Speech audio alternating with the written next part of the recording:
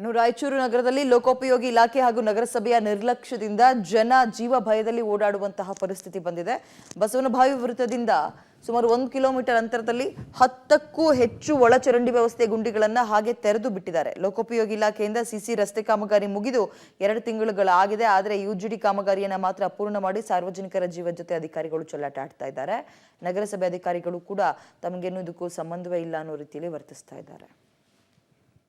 ರಾಯಚೂರು ನಗರದ ಬಸವನಬಾವಿ ಸರ್ಕಲ್ನಿಂದ ಗದ್ವಾಲ್ ರೋಡಿಗೆ ಮೇನು ಡ್ರೈನೇಜ್ಗಳು ಇಲ್ಲಿಂದ ಮತ್ತು ಬಸವನಬಾವಿ ಸರ್ಕಲ್ಲಿಂದ ಗದ್ವಾಲ್ ರೋಡ್ ಅರ್ಧ ರೋಡ್ ತನಕ ಡ್ರೈನೇಜು ಓಪನ್ ಆಗಿತ್ತು.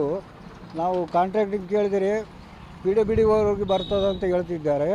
ಹಾಗೂ ನಾವು ಯಾರಿಗೆ ಕೇಳಬೇಕು ಯಾರಿಗಿಲ್ಲ. ಈ ರಾತ್ರಿ ಹೊತ್ತಿನಲ್ಲಿ 2 ವೀಲರ್ಸ್ ಅವರು ಬಿದ್ದರೆ ಇಲ್ಲಿ ಸಮಸ್ಯೆ ಬಂದದ. ಇದು ಚಂಬರ ತೋಡಾಗ್ಯಾರ. ಇವಾಗ ಸದ್ಯ ಒಂದು 5 ನಿಮಿಷ ಆಯಿತು, ಕಾರ್ ಸಿಗ್ಬಿದ್ದಿತ್ತು, ಯಾರು ಇದ್ದಿಲ್ಲ, ಯಾರಿಲ್ಲ, ಅದಕ್ಕೆ ಯಾರು ಕೇರೋದಿಲ್ಲ, ಏನಿಲ್ಲ. ರೋಡ್ ಏನು ಬೇಸ್ ಮಾಡ್ಯಾರ. ಚಂಬರ ತೋಡ ಹಾಕಾಸಿ ಒಂದು 1 ತಿಂಗಳು 2 ತಿಂಗಳು ಹಾಕತ್ತದ.